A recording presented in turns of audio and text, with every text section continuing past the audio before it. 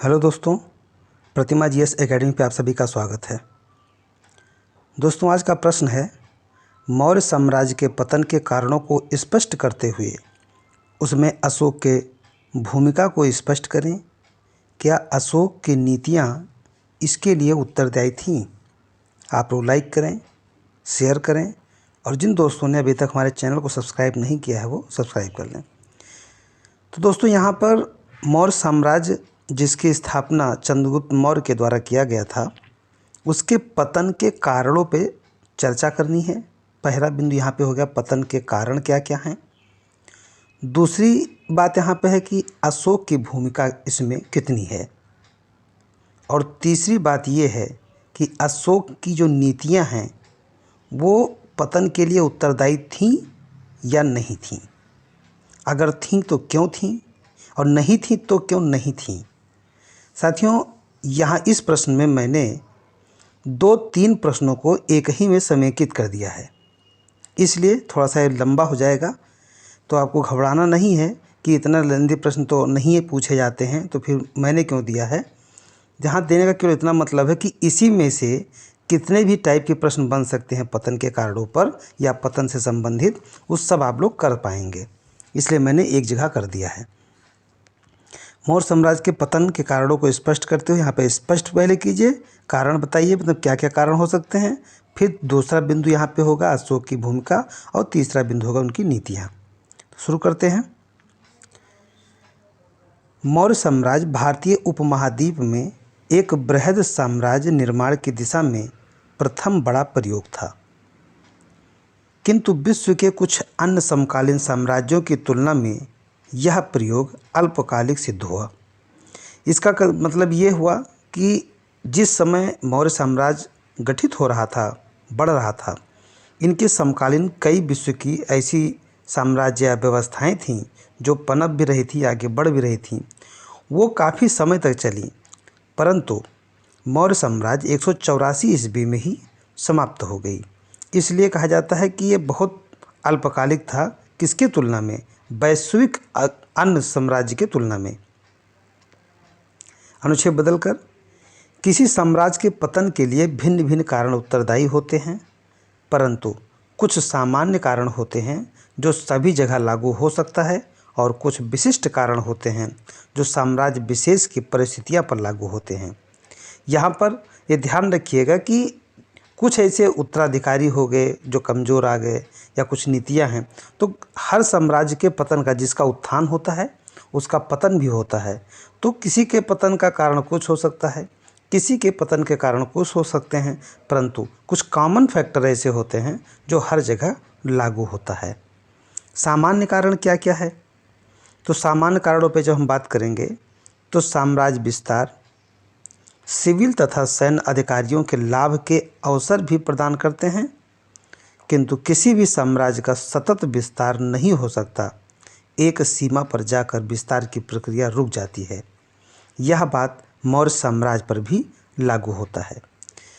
साथियों, जब एक साम्राज्य कोई बड़ा खड़ा होता है तो उसके सैनिक, यदि वो राजतंत्र है तो सैनिक संगठन मजबूत होना चाहिए, सिविल सोसाइटी मजबूत होनी चाहिए, और साम्राज्य का जितना बड़ा विस्तार होगा और यदि शासन केंद्रीकृत है, विकेंद्रीकरण के भाव कम हैं जो कि राजतंत्र में सामान्यतः देखे जा सकते हैं, तो उसके साम्राज्य के विघटित होने का, उनके विस्तार को रोकने का ये जो दायित्व है, ये जो सिलसिला है, वो चलता रहता है और एक समय पे जाके विघटित ही होगा। वहीं यदि लोकतंत्र होता है तो डिसेंट्रलाइजेशन होता है। अलग अलग प्रकार के चुनौतियों को समझने के लिए अलग अलग ऑर्गेनाइजेशन होते हैं, पावर का विभाजन होता है।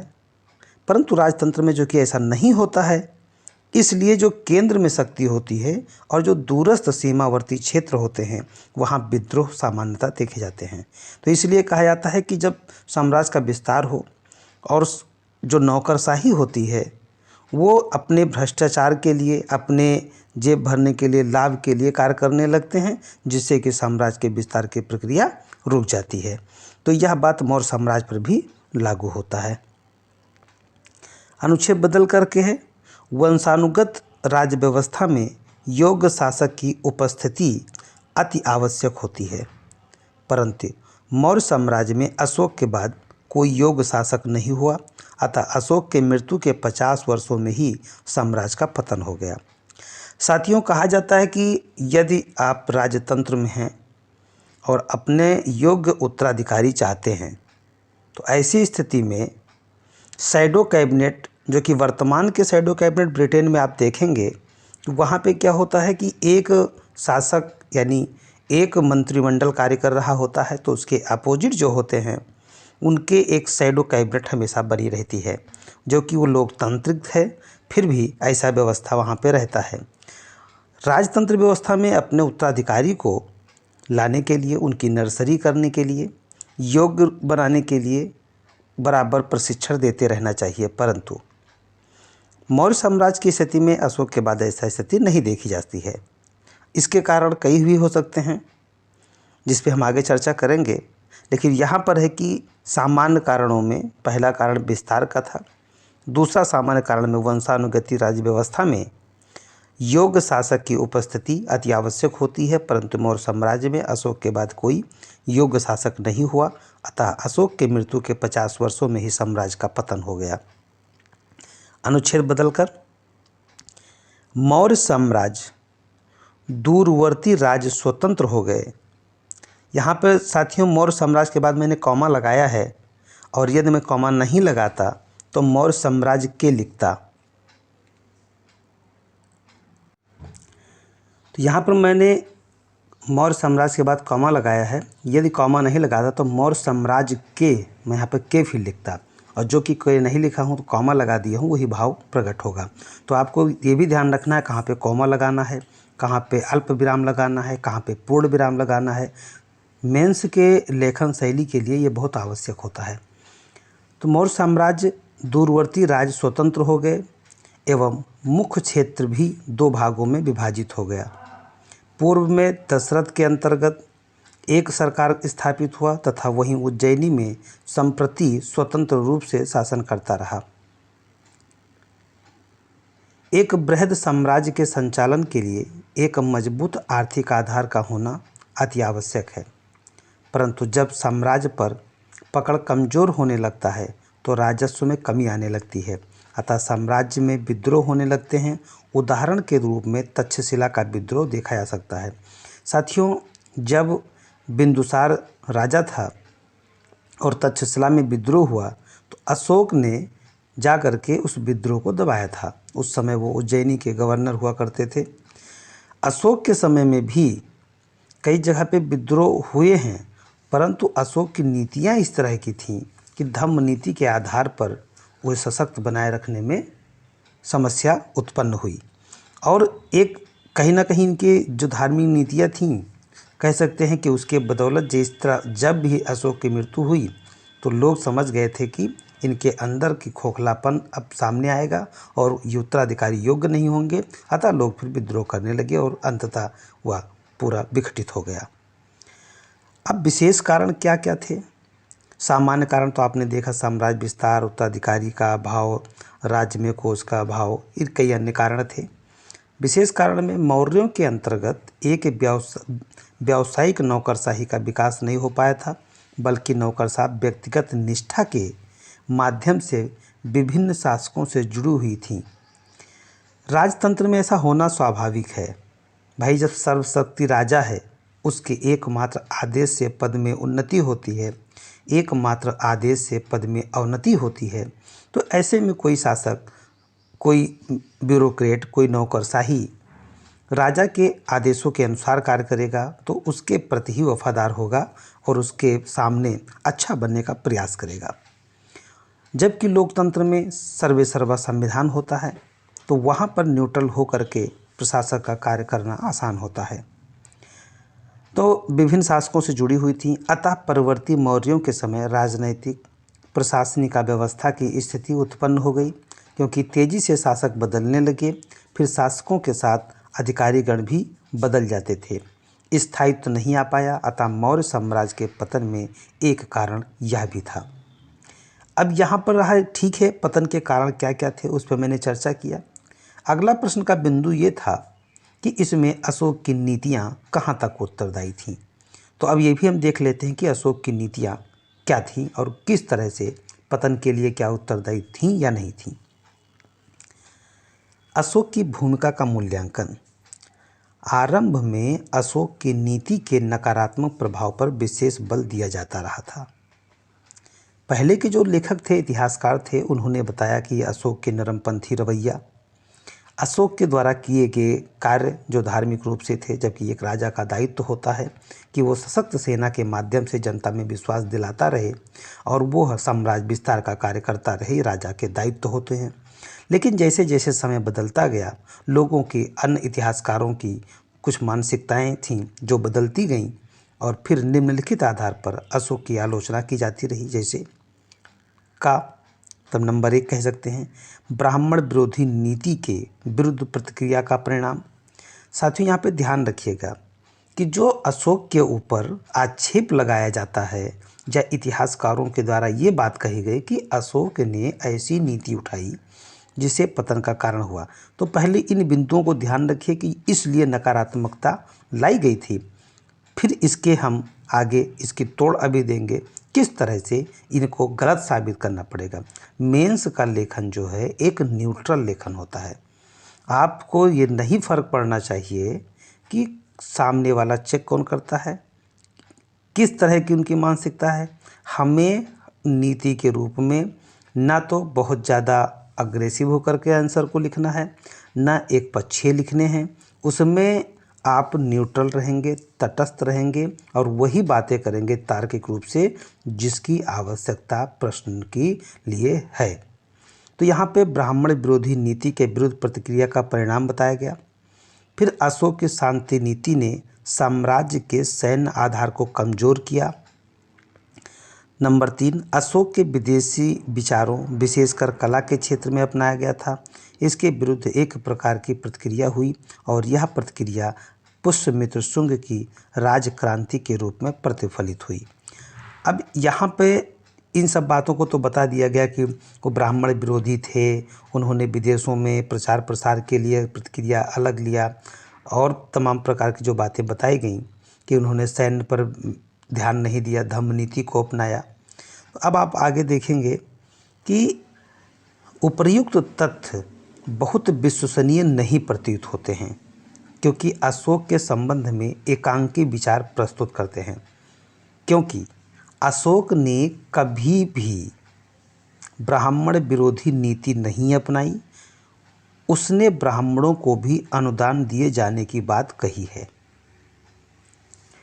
उन्होंने, आपको याद होगा, जो लोग अशोक के स्तंभ के बारे में पढ़े होंगे, 14 शीर्ष स्तंभ में अशोक एक जगह कहता है कि ब्राह्मण, गुरु और माता पिता की इज्जत करनी चाहिए।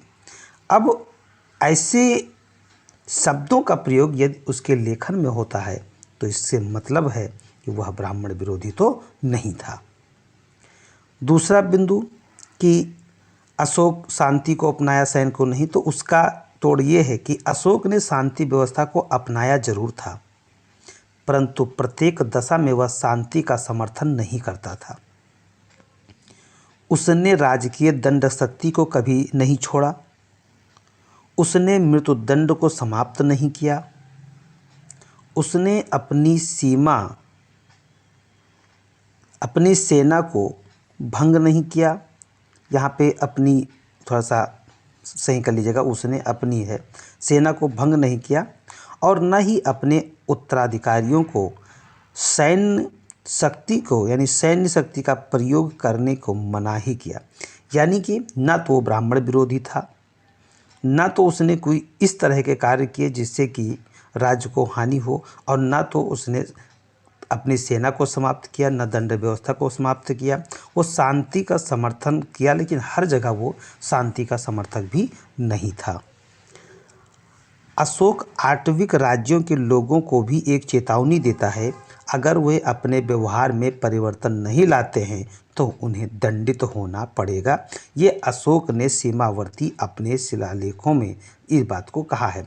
आठविक राज्य मतलब जो जंगली राज्य हैं उनके बारे में चेतावनी अशोक देता है कि अगर तुम अपने व्यवहार में परिवर्तन नहीं करोगे तो तुम्हें दंडित किया जाएगा। मतलब एक राजा की भांति जो चेतावनी होनी चाहिए वो अशोक ने दिया। तो यहाँ पर कहा जाएगा कि केवल शांति का वो समर्थन नहीं करता था। हाँ, एक बड़ा साम्राज्य था, एक बड़े साम्राज्य को चलाने के लिए, जो कि जीतने की प्रवृत्ति जब समाप्त हो चुकी थी, कलिंग को जीत चुके थे और इसलिए उसे बनाए रखने के लिए शांति की आवश्यकता होनी चाहिए थी, जो अशोक ने कदम उठाया था। पुष्यमित्र शुंग को सत्ता प्राप्त करना एक सैन्य अधिकारी के महत्वाकांक्षा का परिणाम था। उसका जन क्रांति से कोई लेना देना नहीं था। साथियों, आपको ज्ञात होना चाहिए कि जन क्रांति का मतलब होता है जिसमें जनता शामिल हो। पुष्यमित्र शुंग ने तो अपने शासक का गला काट करके सत्ता प्राप्त किया था, इनके जनता का कोई लेना देना तो था नहीं। और जब जिसमें जनता की भागीदारी ना हो उसे जन क्रांति नहीं कहा जाता, और जन क्रांति के लिए जनता का होना आवश्यक होता है, जिसमें जनता की भागीदारी नहीं थी, जबकि क्रांति के लिए समाज के एक बड़े वर्ग का भागीदार होना आवश्यक है। जैसे आपको ज्ञात हो, फ्रांस की क्रांति, अमेरिका की क्रांति, ब्रिटेन की क्रांति, रूस की क्रांति, जर्मनी, इटली की क्रांति, उनमें सब में जनता की भागीदारी बहुत बड़ी मात्रा में थी, जो कि पुष्यमित्र शुंग के लिए जन क्रांति कहना सही नहीं होगा। अब प्रश्न यह उठता है कि क्या अशोक के नीति एवं भूमिका को मौर्य साम्राज्य के पतन में पूरी तरह से नकार सकते हैं? ज्ञात हो तो प्रश्न में इनकी नीतियां और उत्तरदायी हैं या नहीं, मैंने दोनों पे चर्चा किया था कि बताना पड़ेगा।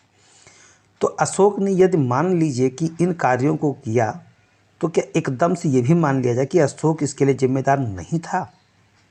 अतः विश्लेषण करने पर ऐसा ज्ञात होता है कि अशोक की नीति ने इसमें मुख्य भूमिका नहीं अपितु सहायक भूमिका निभाई होगी। जैसे साथ ही उनकी भूमिका प्रत्यक्ष न होकर अप्रत्यक्ष थी।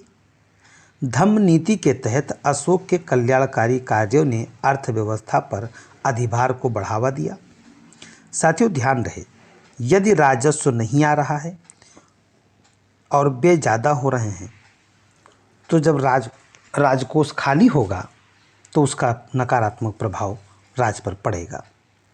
नए धम्म महामात्यों की नियुक्ति से प्रशासनिक खर्च बढ़े, अर्थव्यवस्था पर सैनिक खर्च का दबाव बना रहा, जबकि युद्ध एवं विस्तार की नीति छोड़ दिए जाने के कारण सैन्य व्यवस्था का आर्थिक लाभ समाप्त हो चुका था। ऐसा माना जाता है कि धम्म महामात्य नामक अधिकारियों ने धम्म प्रसार के नाम पर लोगों के जीवन में अत्यधिक हस्तक्षेप किया, जिसके कारण भी लोगों में प्रतिक्रिया हुई होगी। आर्थिक कारण क्या है? मौर्य साम्राज्य के पतन में आर्थिक कारण का भी महत्वपूर्ण भूमिका रही है। परवर्ती मौर्य शासकों के समय सिक्कों में चांदी की मात्रा कम हो जाना आर्थिक अवनति की ओर संकेत करते हैं। दूरवर्ती क्षेत्रों का पर्याप्त आर्थिक दोहन न हो पाना, मौर्य साम्राज्य के माध्यम से दूरवर्ती क्षेत्रों में जो भौतिक सांस्कृतिक प्रसार हुआ, इसका लाभ मौर्य साम्राज्य को नहीं मिला, अपितु इसने क्षेत्रीय शक्तियों को प्रोत्साहन दिया और फिर कलिंग में चेदी वंश और महाराष्ट्र में सातवाहन वंश का उद्भव हुआ। अतः कह सकते हैं कि मौर्य साम्राज्य के पतन में लगभग सबका सहायक भूमिका जरूर था। धन्यवाद। जय हिंद, जय भारत।